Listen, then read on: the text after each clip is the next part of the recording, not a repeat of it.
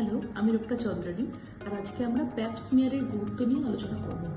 Cervical cancer বা জরায়ুর মুখের ক্যান্সার মহিলাদের একটি অত্যন্ত গুরুত্বপূর্ণ ক্যান্সার এবং প্রত্যেক বছর কিন্তু অনেক মহিলা এতে মারা যান।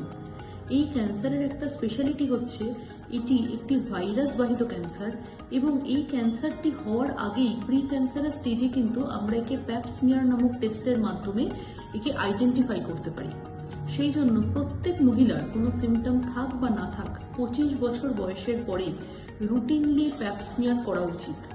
25 থেকে 50 বছর বয়স অবধি প্রত্যেক 3 বছরে একবার এবং 50 থেকে 65 বছর বয়সের মধ্যে প্রত্যেক 5 বছরে একবার অন্তত এই টেস্ট করা উচিত।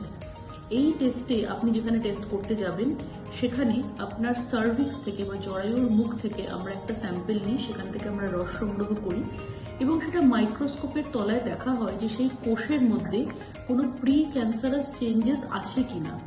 সেক্ষেত্রে আমাদের সুবিধে হচ্ছে ক্যান্সারটি হওয়ার আগেই আমরা এটা ধরে ফেলতে পারছি এবং তখন সেই স্টেজে কিন্তু ক্যান্সারটির সম্পূর্ণ নিরাময় সম্ভব, কারণ প্রি ক্যান্সারাস স্টেজকে আমরা ট্রিট করতে পারি। সেই জন্য এটা ভীষণ গুরুত্বপূর্ণ সবার কাছে। Thank you.